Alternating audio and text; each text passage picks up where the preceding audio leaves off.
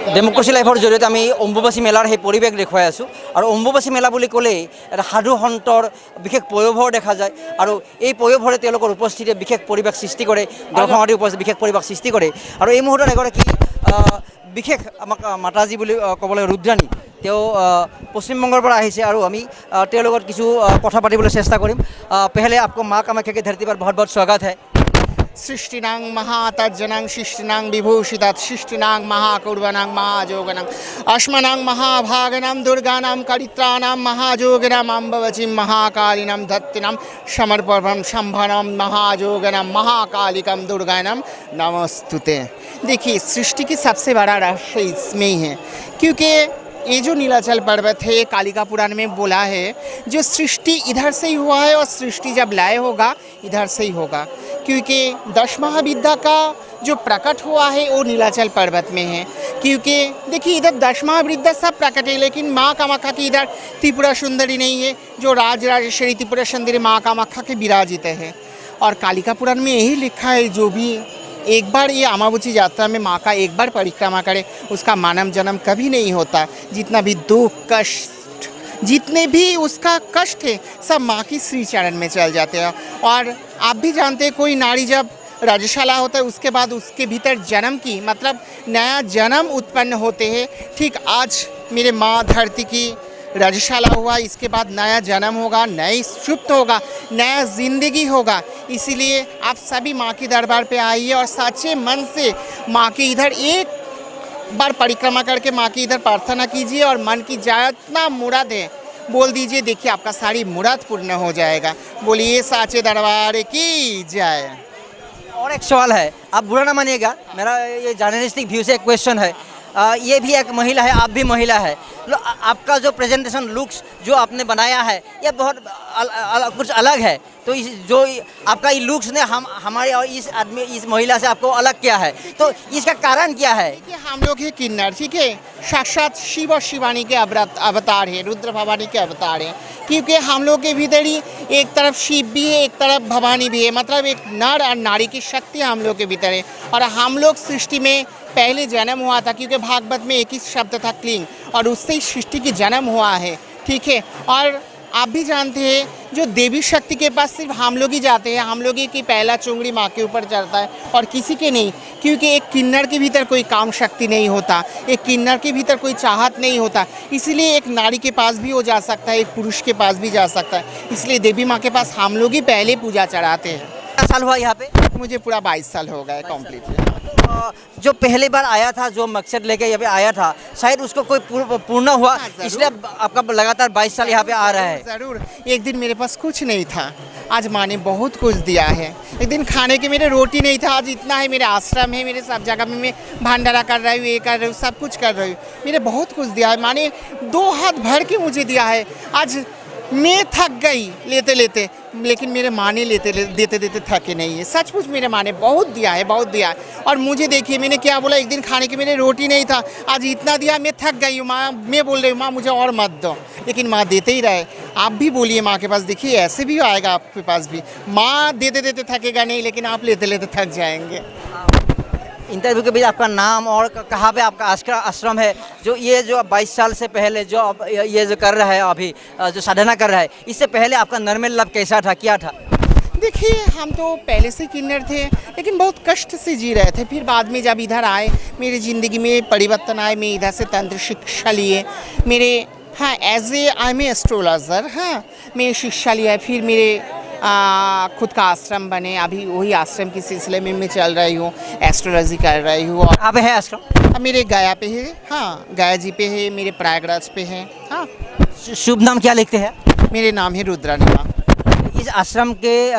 स्थापन के बाद कैसा माहौल हुआ, क्या कर रहे हैं आश्रम के जरिए, और कितने लोग आपसे जुड़ा हुआ है? ये मेरा एक आश्रम है और मेरे उधर आश्रम में वेद शिक्षा चलता है।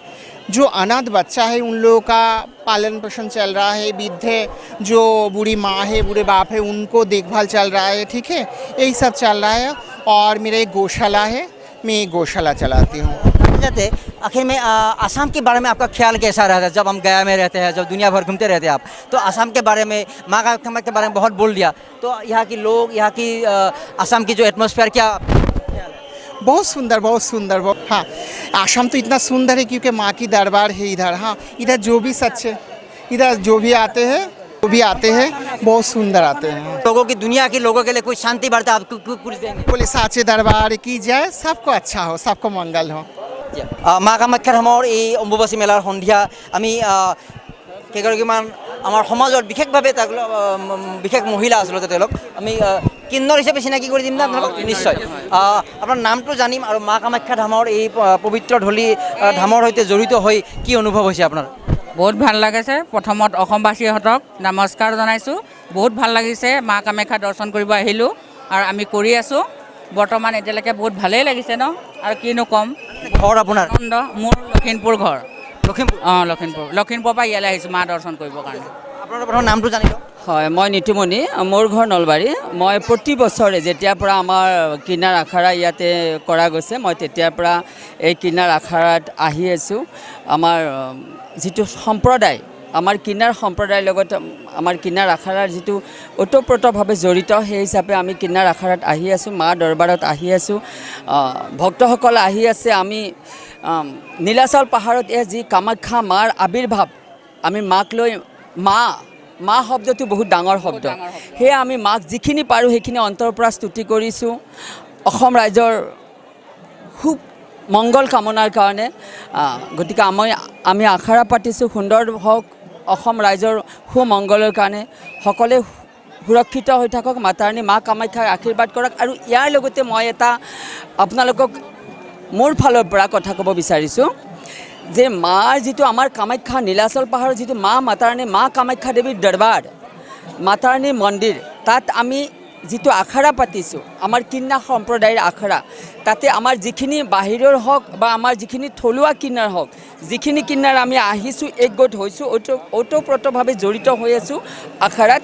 গতিকে মই দেখিছোঁ যে আমাৰ কিন্নাৰসকলে বাহিৰৰ পৰা অহা যিখিনি ভক্ত আছে সেই ভক্তখিনি অকণমান হাৰাছমেণ্ট পাই আছে কিয় আমাৰ কিন্নাৰে মাঙি খায় মই মাঙি কৰি খাওঁ গতিকে মই ক'ব নাযাওঁ যে কিয় মাঙিবি তেনেকুৱা ধৰণৰ কথা গতিকে আপোনালোকে জানে স্বাভাৱিকভাৱে ট্ৰেইনত বা বাছত আজিকালি কিনাৰে বেকিং কৰি আছে কিন্তু সেই হিচাপে সেইটো ফালৰ পৰা চাব গ'লে গতিকে মা কামাখ্যাৰ দৰবাৰত মা কামাখ্যা মন্দিৰত মা কামাখ্যাৰ চোতালত গতিকে ভিক মঙাটো ভক্তসকলক হাৰাছমেণ্ট কৰাটো মই ভাল দেখা কিন্তু কোনোবা যদি মৰমতে দিয়ে বেলেগ কথা এই বিষয়ে মই বাহিৰৰ কিনাৰে হওক বা আমাৰ অসমৰ কিনাৰে হওক মই প্ৰশাসনক অনুৰোধ জনাইছোঁ হাতযোৰ কৰিছোঁ অনুৰোধ জনাইছোঁ যাতে ভক্তসকলে অসুবিধা নাপায় যাতে ভিক মঙাটো কিন্দাৰ মা কামাখ্যা মন্দিৰৰ ভিতৰত যাতে এলাও নাথাকে কোনোবাই দিলে হ'ব পাৰে আচ্ছা আপোনালোকৰ জীৱনটো কেনেকৈ ব্যাখ্যা কৰিব আজি আমি ইমান ধুনীয়াকৈ কথা পাতিছোঁ কিন্তু কেতিয়াবা কি হয় এবাৰ মই ট্ৰেইনত গৈ আছিলোঁ আপোনালোকৰ কোনোবাই বিহাৰত তেতিয়া আছিল মই ইমান সৰু আছিলোঁ বাৰু কলেজত আছিলোঁ মোৰ জ্বৰে উঠি গৈছিল তেওঁলোকৰ কেতিয়াবা এনেকুৱা হৈ যায় মানে হাত দুখন চপৰিয়াই অকণমান বেলেগ ধৰণৰ পৰিৱেশ লৈ আহে সেইটো মানে আপোনালোকৰ এটা ইচ্ছাকৃতভাৱে কোনোবা কিছুমানে কৰে কাৰণ আপোনালোকক ইমান ধুনীয়া দেখিছোঁ ইমান সুন্দৰ কথা পাতিছে আপোনালোকৰ মাজৰ কিছুমানে তেনেকুৱা কেতিয়াবা মানে এনেকুৱা কথা আছে বহুতে আছে মানে আমাক বেয়াও পায় আমি আকৌ আমাক এটা কথা ক'লে আমিতো এটা কথা ক'বই লাগিব এখন হাতেতো তালি নাবাজে দুখন হাতে বাজিলেহে বাজিব যদি ইফালৰ পৰা বেয়া কথা নক'লে আমি একো নকওঁ হাত চাপৰি বজাই দিয়ে কিবা ষ্টাইল নেকি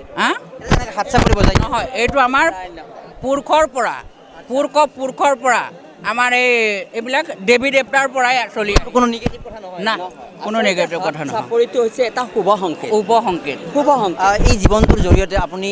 বেলেগতকৈ পৃথক আমি এটা উপস্থান দিওঁ আপোনালোকক তো চৰকাৰৰ পৰা হেৰি পৰা সুবিধাখিনি কেনেকৈ লাভ কৰিছে আৰু এই জীৱনটো লাভৰ বাবে আপুনি ক'ৰবাত কিবা দুখ আছে নেকি বা এগৰাকী আপুনি মহিলা হিচাপে আমি দেখা পাওঁ কিন্তু আপোনালোকৰ জীৱনটো অলপ বেলেগ ধৰণৰ ক'ৰবাত কিবা দুখ আছে নেকি দুখটো আছে কিমাননো ক'ম আৰু চৰকাৰেতো পটককৈ আমিতো ইমান পঢ়া শুনা নহয় এটা চাকৰি দিলেতো পঢ়া শুনাকেইটাকে দিব আমিতো ইমান নোৱাৰোঁ আমি ইমান আমাৰ পঢ়া শুনা নাই নলেজ নাই সেইকাৰণে আমাক চাকৰি নিদিয়ে যোনে পঢ়া শুনা হয় তাক দিছে সেইটো নিদিয়া বুলি নকওঁ চৰকাৰে দিছে দিয়াটো লেকিন আমি পঢ়া শুনাকেইটা নপঢ়াকেইটাই নাই পোৱা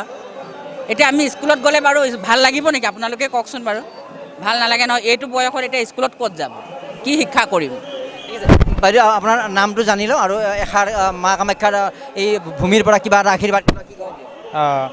মানে এনেকুৱা হৈছে মা কামাখ্যা নামটো ডাঙৰ নাম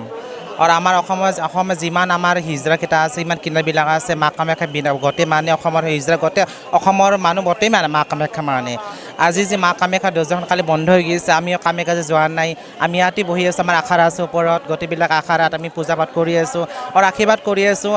মা কামাখ্যা গোটেই মংগল কৰক ভাল কৰক যিমান এতিয়া মানুহবিলাক আহি গোটেই ভাল হওক সেইখিনি সুন্দৰভাৱে চলিব লাগে সমাজত সুন্দৰভাৱে চলি যাব লাগে অইন মানুহে যেনেকৈ চলি আছে আমাকো সেই অধিকাৰখিনি আমি পাইছোঁ কিন্তু যদিও আমি গভৰ্ণমেণ্টৰ ফালৰ পৰা পাইছোঁ কিন্তু আমি সামাজিকভাৱে পোৱা নাই গতিকে আমাক সবাইকে নিজৰ কৰি লওক আপোন কৰি লওক সমাজৰ আন এজন মানুহৰ নিচিনা সমাজৰ বাকীসকলে যেনেকৈ জীয়াই আছে আমাকো তেনেকৈ জীয়াই থাকিবলৈ সুন্দৰ সুবিধা দিয়ক নহয় এইটো মানে আচলতে নিজৰ এটা কৰ্তব্য আছে কোনোবাই ভয় কৰে কোনোবাই ভয় নকৰে কোনোবাই দিদি বুলি কয় কোনোবাই বাইদেউ বুলি কয় কোনোবাই ক'ব হিজৰাটো গৈছে কোনোবাই ক'ব কিন্নৰ বুলি ক'ব এইবিলাক বহুত ভাষা নাই আৰু এতিয়া আপুনি এটা মানুহ হয় মই এটা মানুহ হয় মইতো ক'ৰবাত আসমানৰ পৰা টপকা নাই হয় ন মই এটা মানুহ হয় মানুহে জন্ম দিছোঁ তেতিয়াহ'লে মোক ভয় কৰিব কি আছে সেইটো কথা আৰু